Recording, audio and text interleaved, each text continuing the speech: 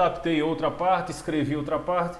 Então tem aí uma organização sobre memória, para depois a gente ir para o livro. Então ele começa com tecnologias de memória. Memórias RAM armazenam dados e instruções temporariamente, tá? A gente já sabe disso.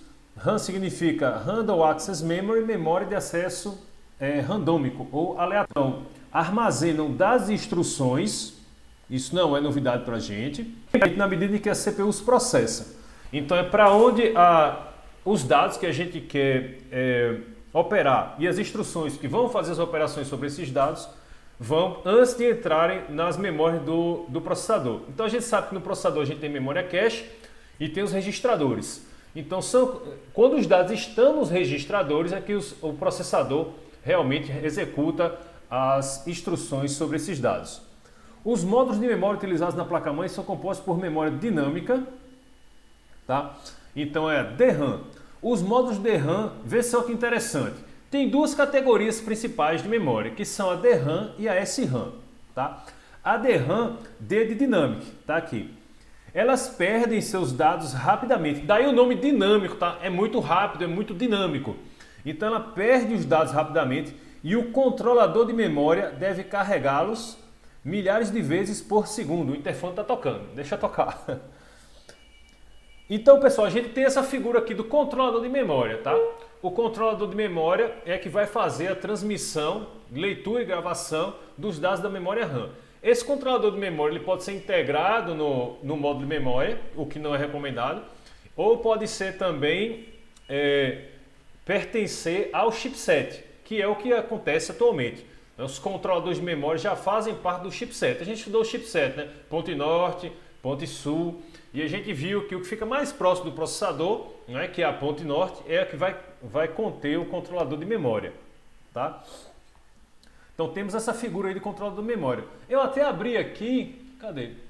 Eu estava com o Wikipedia aberto aqui do controlador de memória, tá aqui. Estava até fazendo uma leitura sobre controlador de memória para revisar, para dar aula para vocês, tá? E se você colocar controlador de memória no Google, você vai ter um texto específico sobre controlador de memória. Aqui ele está em inglês, mas a gente tem a versão do Wikipedia em português para controlador de memória também, tá? Basicamente é isso que ele faz. Ele gerencia o acesso à memória RAM. Volta, volta, volta. Então, como a memória é dinâmica, o que o controlador faz? Ele manda energia elétrica o tempo todo para a memória RAM, para que a memória RAM consiga manter os seus dados. Essa é a diferença, tá? Na memória dinâmica, o controlador de memória deve carregar milhares de vezes por segundo, porque é muito volátil, né? Então ele fica mandando energia elétrica o tempo todo para a memória RAM para ela manter as suas informações. Outra categoria, aí é o contrário, é a SRAM, de Static RAM. Na SRAM, por exemplo, é utilizado nas memórias cache e não requer a recarga elétrica para continuidade de armazenamento de suas instruções. Então essa é a diferença entre memória dinâmica e memória estática. Então, aí a gente tem duas classificações, tá? Memórias RAM, memória dinâmica e memória estática. A gente podia até montar um diagrama sobre isso, né? Memória RAM, o primeiro nó aqui seria memória dinâmica, o segundo nó seria memória estática. A gente vai estudar agora a memória dinâmica, que são as memórias que são fabricadas atualmente, a tecnologia pela qual a memória RAM é fabricada atualmente. Então, diversas variações de memória DRAM têm evoluído ao longo dos anos. As três principais são a DIMM, a SO-DIMM e a SIMM, tá? Então, se a gente montasse o gráfico, deixa eu ver como é que eu vou conseguir fazer isso aqui. A gente pode fazer com inserir um desenho. Deixa eu botar aqui em cima. E a gente vai editando à medida que a gente comenta. Então aqui no início da árvore aqui das memórias RAM, nós temos a própria, né, memória RAM. Deixa eu botar uma caixa de... Vai ficar colorida. Uma carinha desse aqui.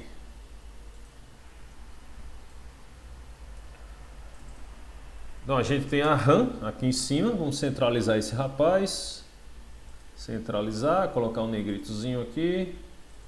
Muito bem, negritozinho, aumentar aqui, pronto. A gente faz um Ctrl+C, Ctrl+V, Ctrl+V. e a gente tem as duas categorias, que são a DRAM e a SRAM. E a gente liga esses caras aqui. Ops! Cadê o conector? Aqui, conector angulado. Vamos vir para cá e vem para cá. Bota uma setinha aqui no final do cara, bota outra setinha aqui no final do cara. Sai daí, Ctrl Z. Uma setinha aqui. Pronto. E a gente começa a fazer nosso diagrama. Tá aí. Então, quando a gente chega na tecnologia DRAM, a gente tem três outras classes, que é a DIMM, SODIMM e SIMM. Qual é a diferença entre elas? A DIMM significa Dual Inline Memory Module, módulo de memória em linha dupla. Né? Todas as placas mãe para desktop e notebooks, vou até complementar aqui, notebooks vendidos atualmente usam esse tipo de memória, tá? Então, se alguém lhe perguntar, você sabe que você está usando uma memória RAM do tipo DRAM, do tipo DIMM. Então, vamos lá. Editar. Então, abaixo do nó DRAM, a gente vai ter outro isso. Vai, rapaz, carrega. Ctrl C, Ctrl V, Ctrl V, Ctrl V. Como eu disse a vocês, hoje o negócio aqui está difícil. Então a gente vai ter a categoria, na DRAM a gente vai ter a DIMM. Vamos ter a SODIMM. Já escutaram falar em SODIMM alguma vez? SODIMM? Não. Não? A SODIMM, né, é a DIMM pequena, essa aqui é de small, tá? Que são os módulos de memória que equipam os dispositivos portáteis como os notebooks. Tá? Então o DIMM é uma categoria, o SODIMM é uma categoria de DIMM e eles vão estar organizados dessa forma. Conector angulado vem para cá, bota a setinha, vem para cá, aqui, bota a setinha, já tá, beleza? E o último e não menos importante, vou botar um reto que está aqui embaixo, uma seta. Para cá. Usei. Vou botar aqui para não ficar inclinado. Mais para baixo. Pronto. Salvar e fechar. Então aqui está o nosso diagrama atualizado. Aqui por que não? Agora eu lembrei por que aqui não tem notebook, né? Justamente porque a gente já tem uma classe específica de memória RAM dinâmica para computadores portáteis, como notebooks, então por isso que eu não coloco aqui. Sim, o Single Inline Module Memory é utilizado em computadores da década de 90. É improvável que você encontre esses módulos em computadores atualmente. Tá? Ninguém mais fabrica memória SIM. As principais diferenças entre esses módulos de memória são seu comprimento, número de pinos, a gente já estudou isso lá no capítulo 2, tá? E a forma em que os dados são transmitidos do barramento para o ponto de memória. Então a gente já estudou que existe barramento interno, barramento externo, né, de comunicação com o processador, e hoje a gente vai ver como é que funciona essa questão de como é que eu transmito os dados da memória RAM para o processador. A memória, que a velocidade do processador é muito maior do que a velocidade das memórias, não é? Por causa do investimento que existe em cima dos processadores, não é? Existe uma concorrência muito grande entre os dois principais fabricantes de processadores para computadores pessoais, que são a Intel e a AMD, então isso se desenvolve muito mais rápido do que a tecnologia de memória. A velocidade dos processadores é muito mais rápida do que a velocidade das memórias. A gente vai ver como é que se faz essa compatibilidade hoje, tá? Continuando aqui o texto. Tecnologias de memória DIMM. As memórias DIMM utilizam canais de comunicação de 64 bits. Então, entre a memória e o processador, vão existir diversos canais. Cada um deles transmitem de 64 em 64 bits. Os módulos de memória DIMM foram assim nomeados porque eles possuem pinos independentes dos dois lados do módulo. Então essa é a diferença também de tecnologia entre DIMM e SIMM, tá? A gente já viu isso também, né? No módulo de memória DIMM, você vai ter os lados, né? Você vai ter o conector metálico. Ó, deixa eu botar aqui a imagem. Você vai ter o conector metálico de uma memória, tá? Então você vai ter ele de um lado e do outro. Deixa eu abrir isso aqui em uma nova guia. Então você vai ter aqui o conector metálico, você vai ver aqui que tem diversos, né? Dependendo da tecnologia ele vai ter 180, 184, 240 pinos, aí depende, tá? E aí numa memória DIN eu vou ter a parte frontal e a parte traseira do módulo de memória. Os conectores metálicos na memória DIN eles são independentes. Eu vou ter o conector metálico na parte frontal e o conector metálico na parte traseira do módulo de memória. No SIM não. No SIM cada um desses contatos metálicos aqui, ele não tem dependência de lado, tá? Então, se eu tiver aqui 184 pinos, eu só tenho 184 contatos metálicos. No módulo de memória que eu tenho 250 pinos, eu vou ter 500 contatos metálicos, tá? Então, essa é a diferença da memória SIM para a memória DIN. Né? No SIM de single, único, só existe um contato metálico por pino. Na memória DIN de duplo existem 2 contatos metálicos por pino, o frontal e o traseiro. Espero que isso tenha ficado claro aí para vocês a questão dos contatos metálicos. Tá? Vamos lá, continuando.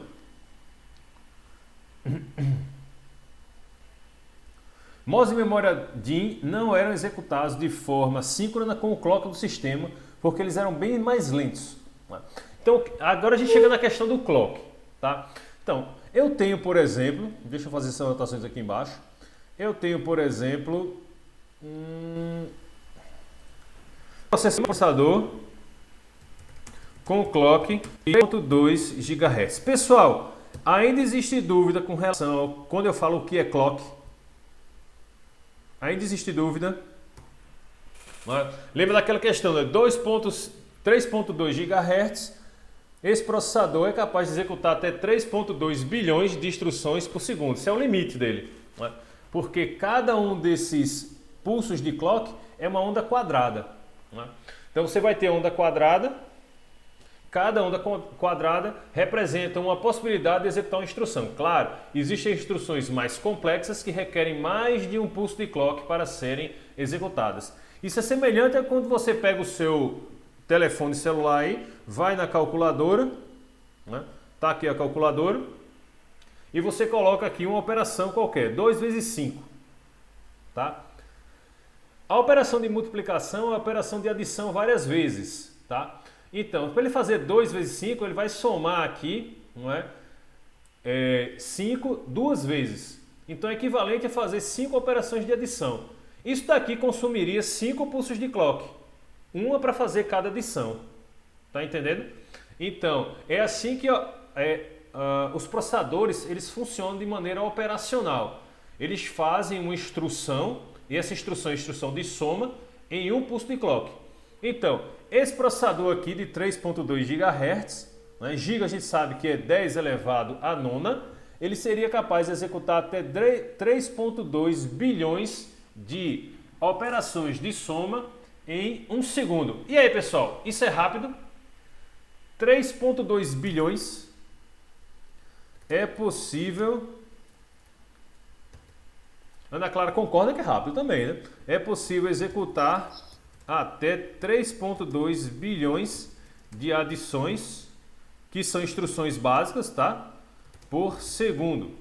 Existem outros tipos, por exemplo, iluminar um pixel na tela. Isso também é um tipo de instrução que os processadores contêm.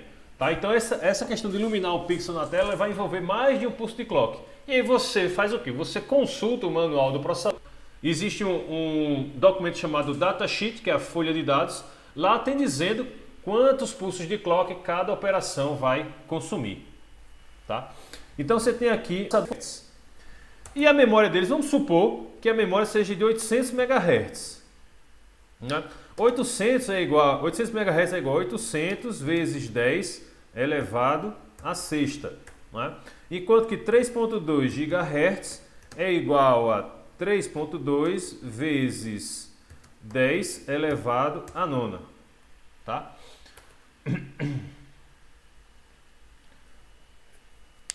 Então eu vou ter aqui esse carinha aqui, a memória, né? Se você pegar aqui e dividir o 3.2 por 800, você vai ver aqui que a memória ela é 4 vezes mais lenta do que o processador.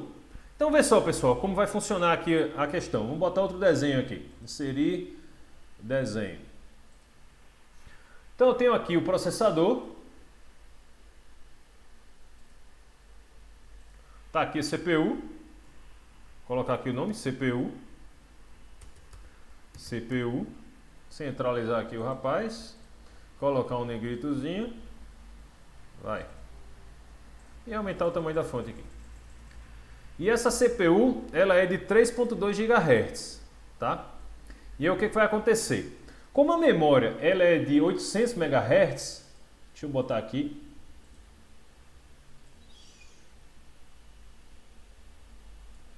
Vou até mudar a cor aqui para diferenciar. Vou botar aqui um linho. C, Ctrl V, Ctrl V, Ctrl V. Então o que vai acontecer? Já que esse carinha aqui é de 3.2 GHz, eu vou ter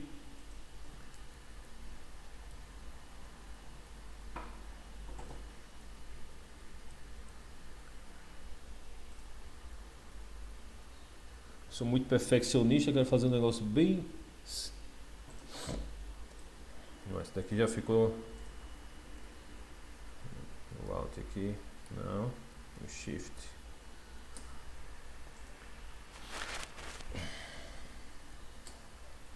Então, como esse carinha aqui, o processador, ele de 3.2 GHz, 3.2 GHz, e a memória, né, os modos de memória que eu adquiri para funcionar com esse processador são de 800.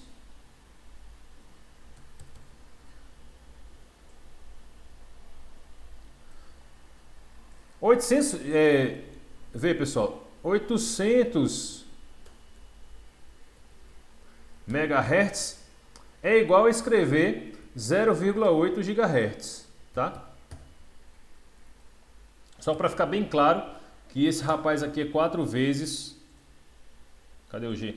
4 vezes a velocidade, a memória é 4 vezes mais lenta do que o processador. Então, se eu tenho 4 canais de comunicação, não é? 4 canais de comunicação entre a memória e a CPU, eu vou conseguir utilizar o máximo da capacidade do clock do processador. Sai daí, Ctrl Z, Ctrl Z, aqui. Ele não quer vir não, então deixa assim mesmo, troncho. Pra cá, aqui, rapaz, e aqui.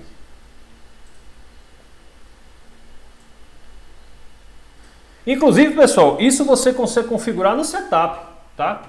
Existe uma tela lá de setup, né? Vocês tiveram acesso ao simulador, né? Não fizeram atividade ainda, mas já tiveram acesso ao simulador.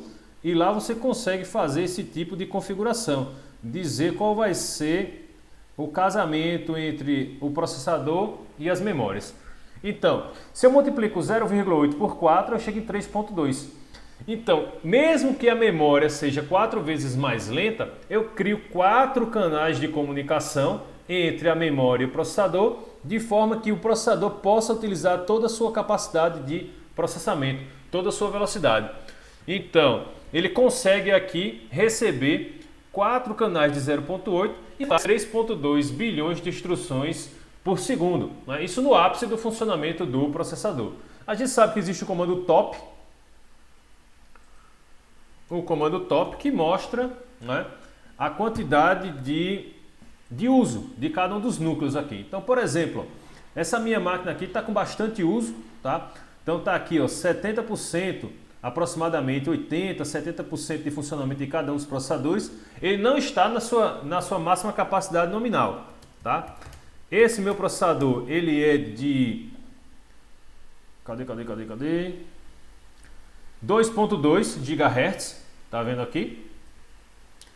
E a gente tá vendo aquele percentual lá no top, a gente consegue ver quantas instruções, né, esse processador está executando em um determinado intervalo de tempo.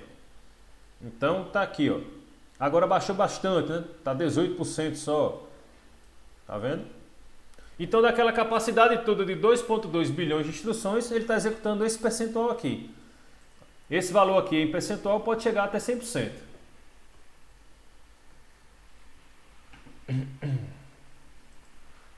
Deixa eu ver aqui o chat que alguém falou alguma coisa. Eu tentei simular o Linux no VirtualBox, mas não deu muito certo, esqueci de baixar a imagem do Linux. Tem que baixar a imagem, né? Acho que já tem os links, né, das imagens aqui no arquivo de anotações. É só você clicar e colocar para baixar. Bem, segue aqui o jogo. Pessoal, vê, isso pode parecer confuso, eu gostaria que vocês conversassem aqui comigo para eu saber se vocês conseguiram compreender isso aí ou não, tá? As memórias são mais lentas, mas a gente equivale, não é, a velocidade do processador às memórias, oferecendo diversos canais de comunicação entre o processador e a memória, tá? Então, se eu tivesse aqui uma memória de 400 MHz seria 0,4 GHz, eu criaria 8 canais de comunicação, porque eu conseguiria explorar a máxima capacidade de processamento da CPU. Está claro, pessoal? Se fosse 0,4 aqui, eu criaria 8. Se fosse 1,6, eu criaria 2 canais de comunicação. Então você vai ter sempre esse fator de multiplicação, tá, entre o processador e a memória. Isso aí se configurar lá no setup. Tá? Claro, isso aí você pode customizar, né, personalizar da maneira que você desejar.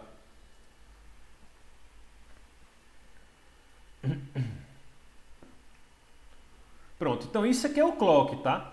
Que está sendo falado no texto aqui em cima. Vamos voltar aqui para o texto.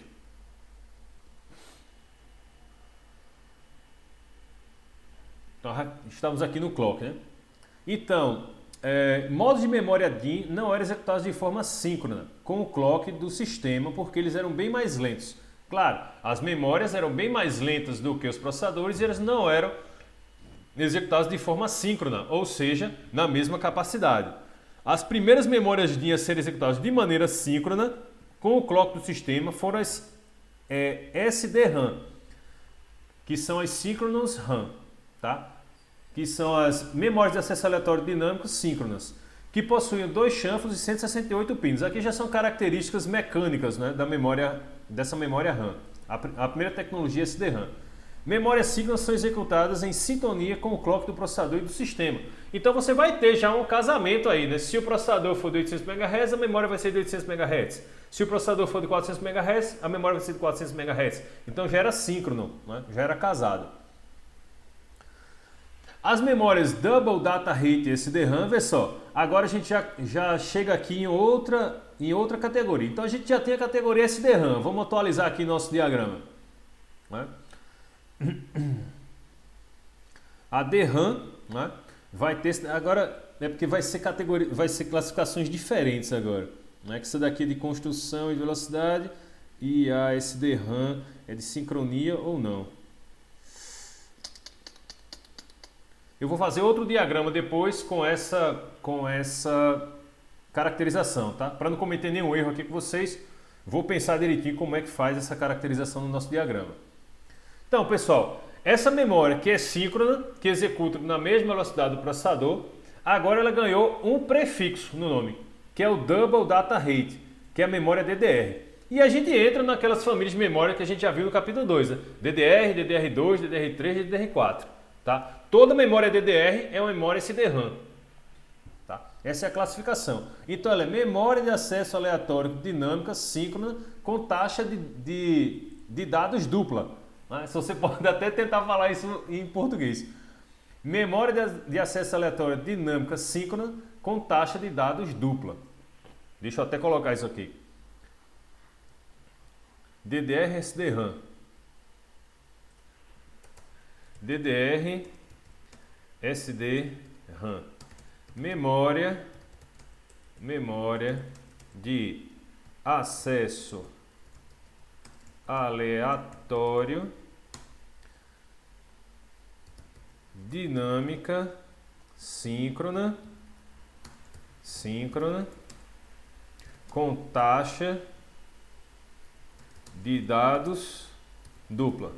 A taxa é dupla. Isso aí, tem muitas pessoas que chamam a atenção com relação a isso, né? Que você vai comprar uma memória, você pede uma memória DDR, não é? porque você já subentende tudo isso. E quando você for fazer a compra, né, do Mercado Livre, for até uma loja de hardware para fazer a aquisição de uma memória, você já subentende, né, que quando você diz memória DDR, você já sabe que aquela memória é SDRAM. Tá? Então, só dizendo DDR, você já subentende que ela é uma memória SDRAM. Vamos lá.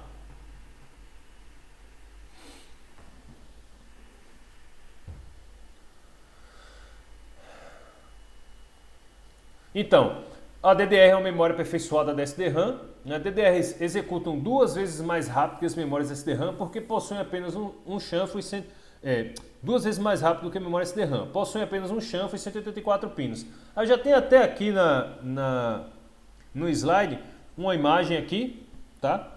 Da memória SDRAM. Então ela é uma memória DDR, essa daqui é a DDR de primeira geração. A gente pode ver aqui que tem 226 MHz, ou seja, uma memória antiga, tá? De 184 pinos. Então tá aqui, não consegue identificar. Ao invés de processar dados para cada pulso de clock do sistema, como fazem as memórias SDRAM tradicionais, vê só a diferença, né? Porque aqui a taxa de dados é dupla, Double Data Rate. A descida do pulso de clock. Aí se você abrir a página 240, você vai encontrar essa imagem aqui, ó. Essa imagem aqui que explica a questão de o dado ser transmitido na subida e na descida do pulso de clock. Quando você tem uma memória SDRAM tradicional, tá? Cada dado é transmitido, né? É lido, é processado em um pulso de clock. Tá vendo? Então aqui eu tenho o primeiro tempo, esse T0 aqui está dizendo, ó, nesse T0 aqui eu transmito um determinado dado. Na subida do pulso de clock, eu perco todo esse restante de tempo. Tá? Na memória Double Data Rate, duplo, né? A taxa de dados dupla, eu consigo ler um dado ou gravar um dado no pulso de clock na subida e ler ou gravar na descida. Tá vendo? Pessoal, isso aí é conceito de eletrônica, tá? De como você faz para controlar a transmissão de dados. Tá? Então, quando você tem aqui a subida da energia elétrica, você pode dizer, quando essa energia elétrica subir, eu posso habilitar a transmissão ou a recepção de um dado. Quando essa energia elétrica descer, eu posso habilitar ou eu posso transmitir ou receber um dado. Então é daí que vem a taxa dupla de dados, Double Data Rate. Tá? Na memória SDRAM tradicional, ele só transmite na subida do pulso de clock. Na memória SDRAM com taxa de dado duplo, transmite ou recebe informações tanto na subida quanto na descida do clock. Tá? Essa é a diferença. Do ponto de vista eletrônico, essa é a diferença.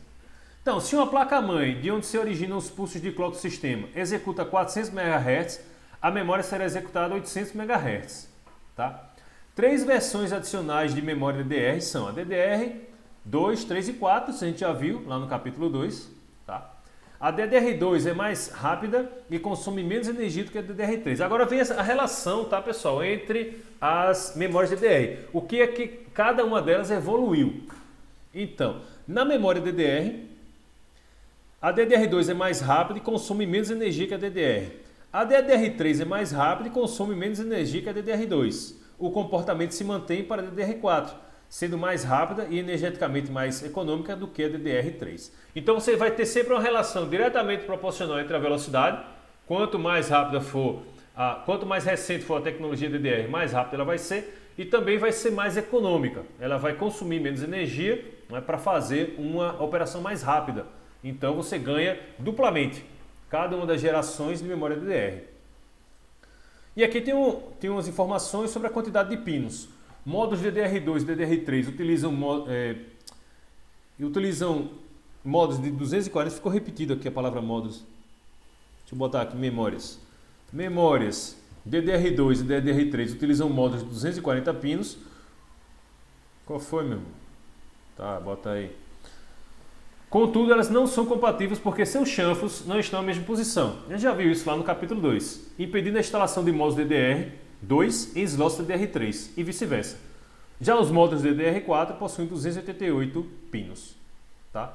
Claro, pessoal, memorizar essa quantidade de pinos não é razoável, porque o que a gente precisa é saber a compatibilidade entre o módulo de memória e a placa-mãe. É isso que a gente precisa no momento de adquirir esses dispositivos. E aí vem o último tópico com relação à transmissão, que são canais simples, duplos, triplos e quádruplos. Tá? Quando se observa uma placa-mãe, é possível notar que os slots DIN possuem diferentes cores. A gente já viu isso em placas-mãe. Deixa eu botar aqui umas imagens de placa-mãe. Board.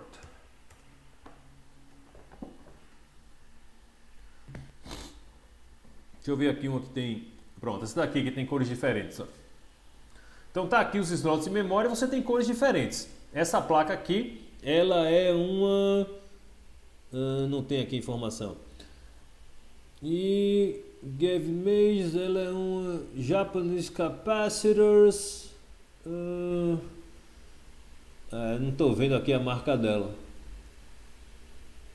Enfim, ela tem aqui 4 slots de memória, tá? Você vai ver que tem os slots azuis e os slots claros aqui, brancos. É disso que a gente está falando, tá? Quando a gente observa a placa-mãe, tem diferentes cores.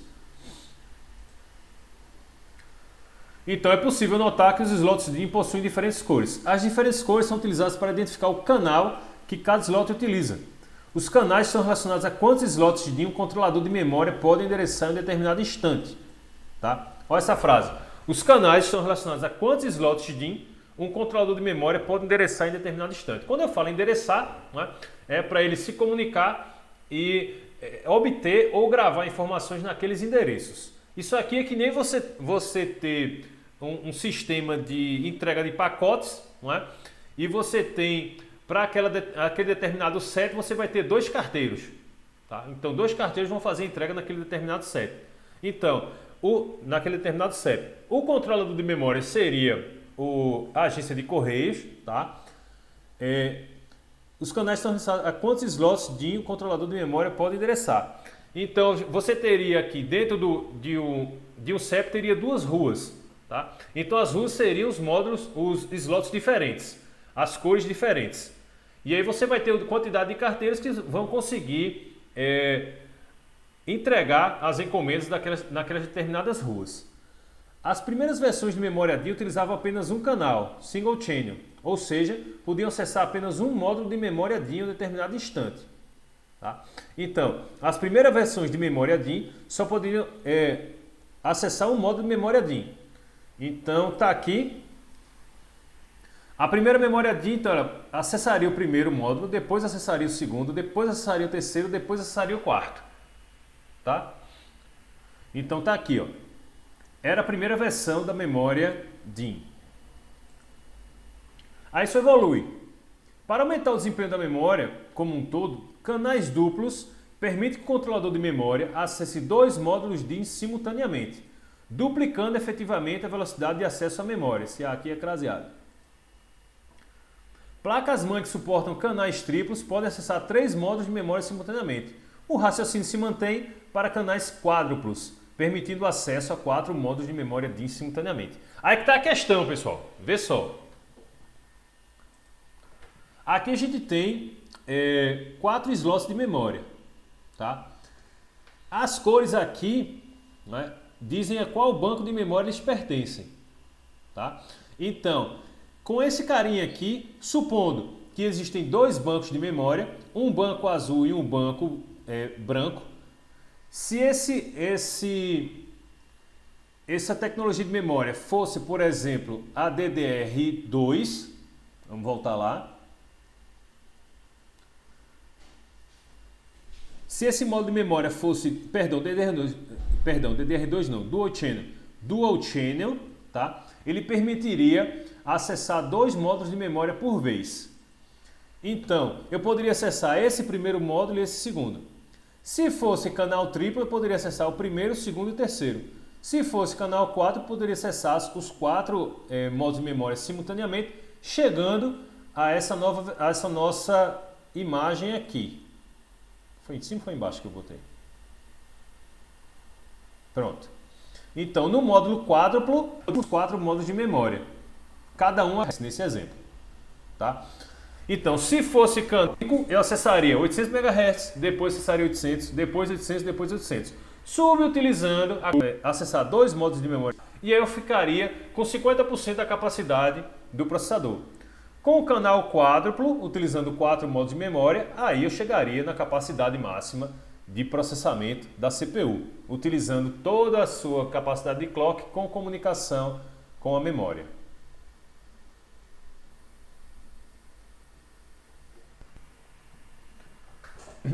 Aqui tem um gráfico que mostra isso, tá?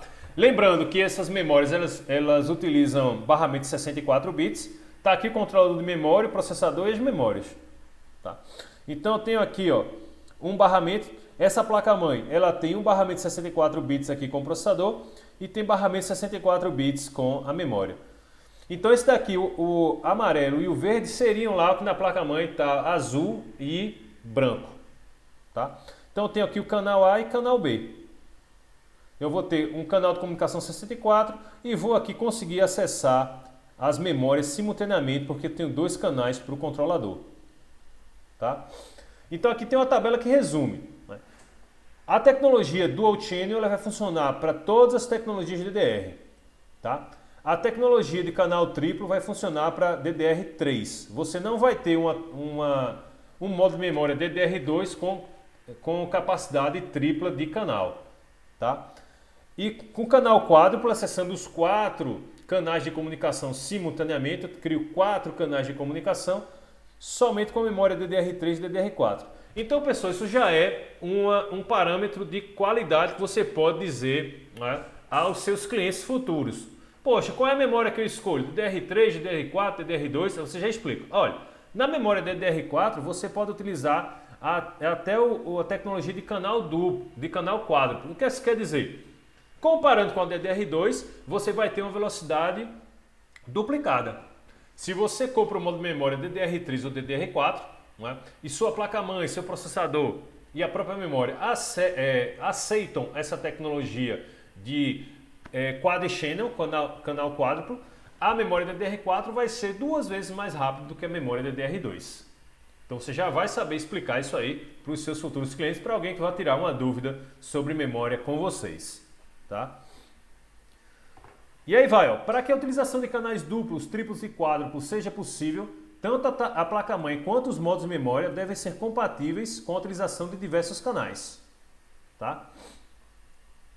Então tem um exemplo aqui de placa-mãe. Essa placa-mãe é a Intel Desktop DX79T0.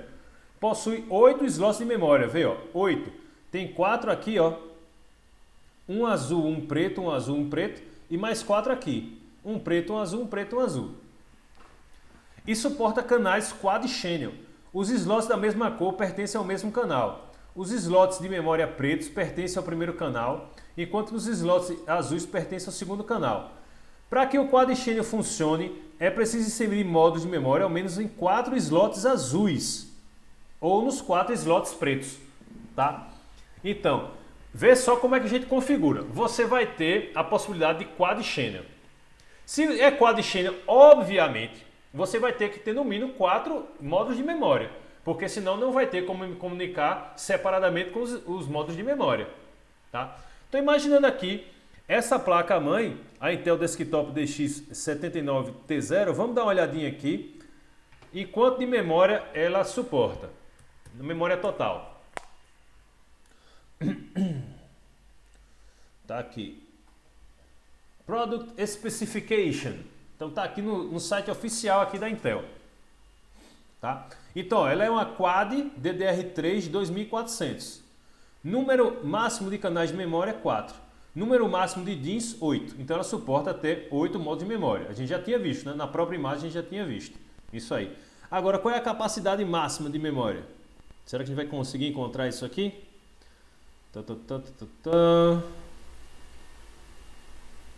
Deixa eu ver se na interrogação ele mostra. Capacidade. Não, ele só explica o que é.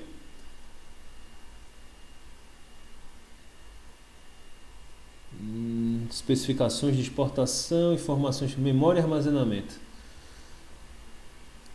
Ele só diz os canais e não diz qual é a capacidade máxima. Pedidos, imagens, tecnologias avançadas, especificações, opções de expansão. Que pena. Vamos procurar em Nintendo, provavelmente vai ter informação. Mercado Livre. Vamos ver quanto é que é essa placa.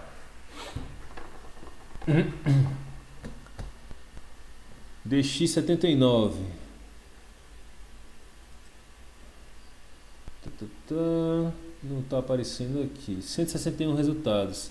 Um MSI, Intel LG, DDR36. Mas ela não está aparecendo. Enfim, vamos colocar uma hipótese aqui. Vamos supor que essa placa-mãe ela aceita ter 16 GB de memória. Tá? Então, como eu tenho que ter, para utilizar, vê só a importância, para utilizar o Quad Channel, eu vou ter que ter 4 modos de memória. Se ela consegue alcançar no máximo 16 GB, né? Então eu vou ter aqui, para alcançar a velocidade máxima dela, ao menos 4 módulos de memória. Tá? Cada um com 4. 16 dividido por 4 vai dar 4. Então eu coloco aqui um modo de memória no primeiro slot azul de 4 GB, mais um no segundo de 4 GB, mais um no terceiro de 4 GB, mais um no quarto de 4 GB. Então, para eu alcançar a tecnologia, eu vou ter que ter o equipamento físico presente. Para ser até Quad Channel, eu vou ter que ter ao menos 4 modos de memória. Para ser Triple Channel, canal triplo, eu vou ter que ter ao menos 3 módulos de memória. Isso daí faz toda a diferença no momento de você equipar a sua placa-mãe, equipar o seu computador. Porque você poderia optar por comprar 2 módulos de 8 GB, ao invés de comprar 4 módulos de 4. Sendo que com 2 módulos de 8 GB, você só consegue alcançar a tecnologia Dual Channel. Mesmo o processador, mesmo a placa-mãe e a memória suportando o Quad Channel, se você não fornecer 4 módulos de memória, ele só vai até Triple Channel com 3 ou Dual Channel com 2. Ou Single Channel se você colocar um módulo de memória 16 GB. Então, existe sempre o custo-benefício. Você poderia, né, se esse módulo de memória aqui aceitasse uma placa um módulo 16 GB, se esse slot de memória aceitasse uma memória 16 GB, você poderia conectar a memória 16 GB. Mas aí com um módulo só de memória, qual é o problema de você ter somente um módulo de memória? Vocês conseguem identificar algum problema só tendo um módulo de memória? Se ele queimar, aí fica pior, fica sem nenhum. Exato. A gente já discutiu isso anteriormente, não foi, Raquel? Foi. Beleza, né? Lembrou bem. Então, com o módulo de memória só, se ele queima, você impossibilita a utilização do computador, porque o computador não vai funcionar sem os componentes básicos do modelo de John von Neumann. Se não tiver memória RAM, nada feito, o computador não vai ligar. Tá? Então, além disso, além dessa justificativa, né, agora a gente tem também a justificativa de desempenho. Né? Em vez de colocar um módulo 16, eu poderia colocar 4 módulos e 4 e explorar a máxima capacidade de desempenho do computador. Tá? Então, ó, quando se lida com múltiplos canais, fique ciente de que o par de módulos de memória DIMM em um canal deve ser igual em velocidade, tamanho e características. E é recomendado que seja do mesmo fabricante. Vê só, a quantidade de requisitos, tá? Quando se lida com múltiplos canais, fique ciente de que o par de DIMM em um canal deve ser igual em velocidade, né? Então, se for de 800 MHz, de 1600 MHz, 1333 MHz. Então eles têm que ter a mesma velocidade. Tamanho, ou seja, se forem módulos de 4 e 2 GB, não vai funcionar. Então você tem que ter os tamanhos também compatíveis. E recomendo que seja do mesmo fabricante. Tá? Então você não vai comprar um módulo Mark Vision e outro módulo Kingston. Você compra todos os módulos do mesmo fabricante. Contudo, os módulos de memória de diferentes canais não precisam ter esses parâmetros iguais, porque eles operam de maneira independente. Tá? Então, se você tem aqui, você pode ter aqui 4 módulos de memória da Kingston nos módulos azuis e 4 módulos de memória da Mark Vision nos módulos pretos. Tá? Então, veja só, até no momento que você vai montar, né, o computador, você tem que estar atento a isso. A colocar nos slots de memória, né, as memórias de mesma marca. Caso você tenha aí, comprou as memórias, comprou Kingston, aí queimou as memórias Kingston e agora você vai ter que substituir por Mark Vision. Aí quando que você comprar, você organiza os módulos de memória, né, de diferentes fabricantes e velocidades em cores diferentes. Tá? Então todas as mesmas marcas e velocidades na mesma cor, né, E quando for colocado de outras marcas, coloque em outra cor. O que mais? As velocidades. Velocidades de módulos DIN. As velocidades podem ser medidas em MHz, a gente já viu isso, né? Com 1333 MHz, esse H aqui é maiúsculo, 800 MHz, ou pela taxa de transmissão. A gente já viu isso daí também anteriormente, né? A notação PC, como por exemplo PC 6400. A taxa de transmissão é a medida de largura de banda total em megabytes por segundo de dados sendo transferidos entre o módulo de memória e processador. Para calcular a taxa de transmissão de um módulo DDR-DIN, multiplique a velocidade por 8, a gente já viu isso, né? Anteriormente.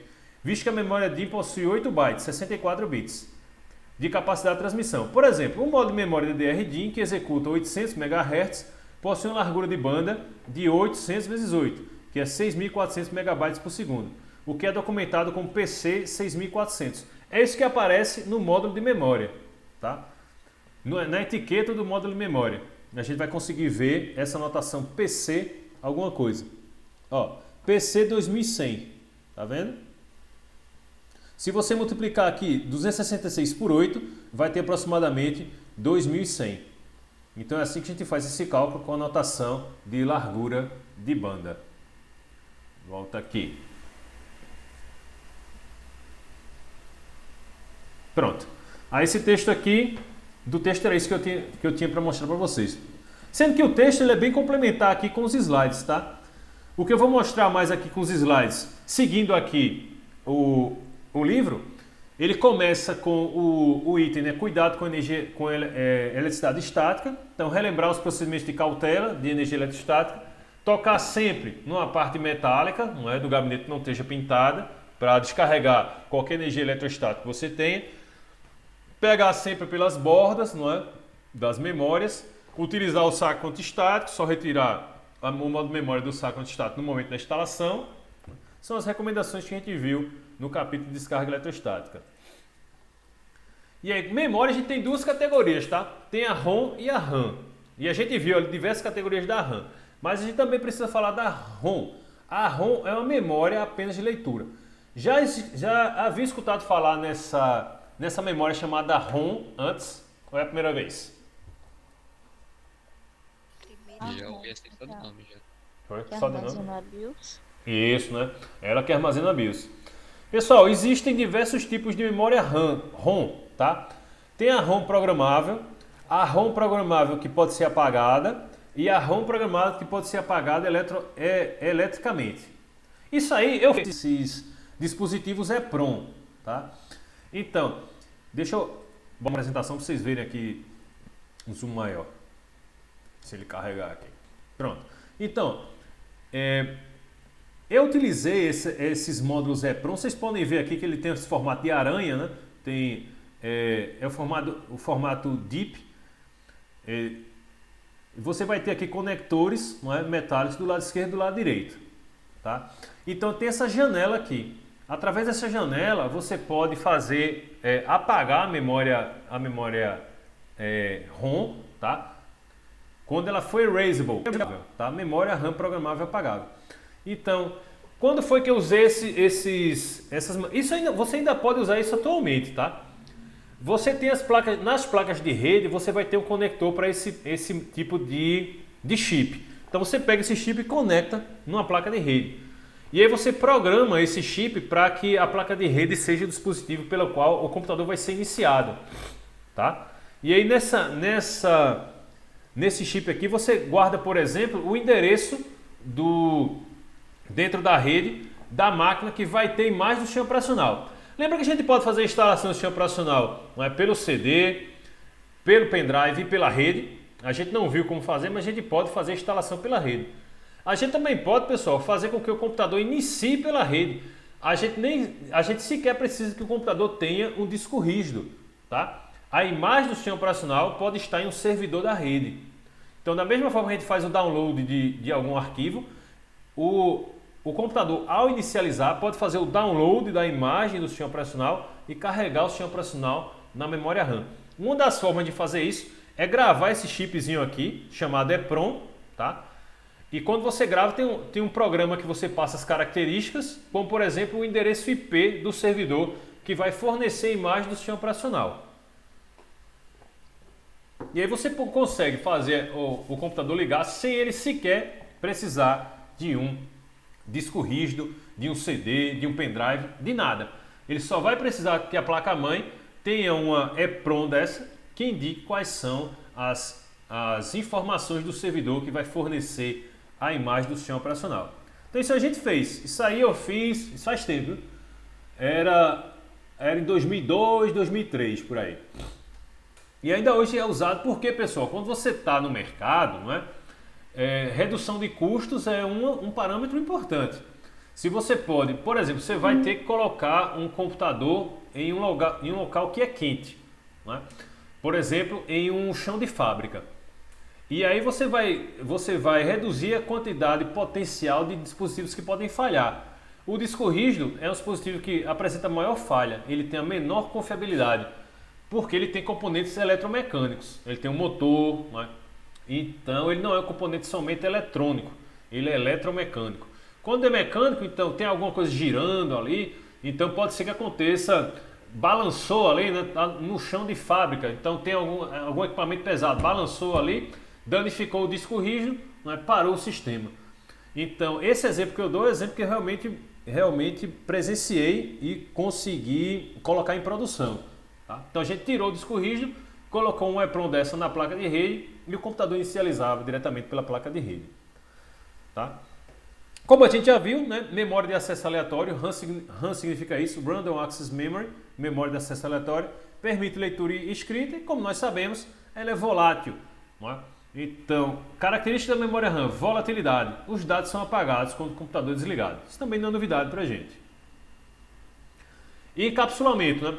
Esse formato de aranha que eu falei aqui para vocês é o nome do encapsulamento. Encapsulamento é um invólucro, tá? Então, como é que você empacota a memória? Então, tem dois tipos aqui de ROM. Você pode ter o Dual Inline Package, que é esse formato aqui de aranha, tá? E você pode ter o PLCC, que é o invólucro plástico sem chumbo. Então, tem aqui alguns exemplos que eu coloquei aqui para vocês do tipo de memória ROM. Inclusive, como já foi citado hoje, é a memória que armazena BIOS. E aí, pessoal, vocês podem ver, existem alguns vídeos aí no YouTube de como você faz a substituição dessa memória ROM que armazena BIOS. Tá? Aqui a gente tem um fabricante importante que é a Siemens. Vê aqui que é de 82, ó, esse chip. E essa daqui é a imagem que tem no livro. Tá? Também copiei aqui a imagem que tem no livro, que é um slot para memória ROM da Intel. Aqui exemplos de modo de memória, que o livro também cita, tá? Por isso que eu coloquei aqui novamente. Então tem aqui o modo de memória DIN de 168 pinos, modo de memória DIN de 184 pinos. Como ele é DIN, os contatos metálicos são independentes na parte frontal e na parte traseira do módulo de memória. E mais duas aqui, o 240 e o 284. Esse daqui já é um módulo de 8 GB, tá? Tem aqui a velocidade de 2133. Que características mais a gente consegue ver aqui? Mais nenhum aqui. E esse daqui eu já mostrei hoje também para vocês. 4 GB DDR3, 1333 MHz, 240 pinos, né, sem código de correção de erro. E esse daqui a gente já viu hoje, né? RAMs estáticas e dinâmicas. No texto a gente já viu. Há duas grandes categorias, SDRAM ou SRAM e DRAM. Vimos também, não é, a questão do Double Data Rate, de como a memória DDR ela transmite informações ou recebe na subida e na descida do pulse de clock, enquanto que a memória que não é do Double Data Rate só transmite ou recebe informações na subida do clock. Pronto, era isso que eu tinha para mostrar do capítulo. E aí, pessoal, vamos discutir aqui para finalizar um exemplo aqui. Tem 12 exemplos, tá? No livro. 12 exemplos de...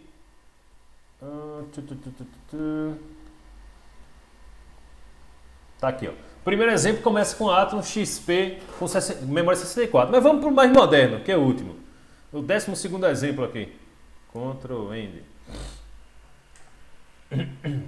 Então aqui está discutindo a placa-mãe Asus Rampage 4 Extreme, que tem um socket LG 2011.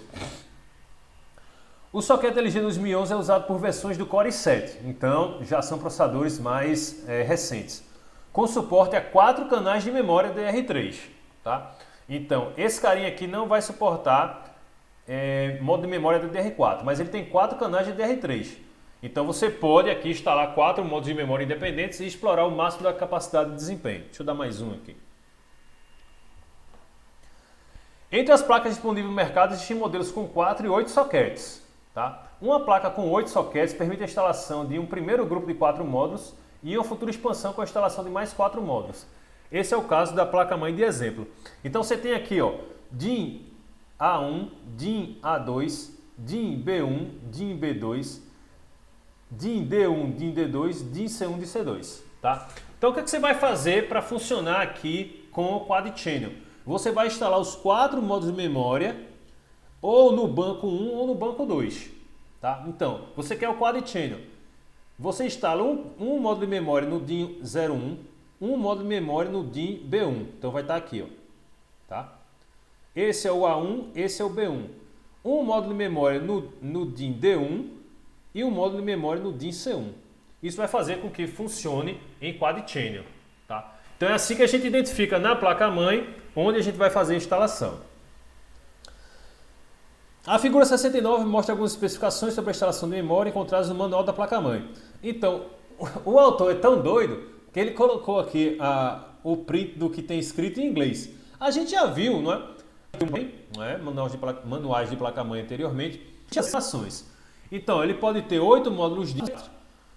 Então, ele aceita aqui módulos de memória de até 8 GB, né? 8 × 8, 64. DDR3 de 2400, ó. Tá? 2400 MHz, 2133 MHz, 1866 MHz, 1600, 1300, blá blá blá, tá? Sem código de correção de erro e memória sem buffer. Então ele tem arquitetura Quad Channel. Tá? Então essas são as informações que vão estar presentes na placa-mãe. A gente já viu isso também anteriormente. Então ele recomenda, é preciso ler atentamente as instruções para a instalação dos módulos e entender as disposições dos módulos entre os canais.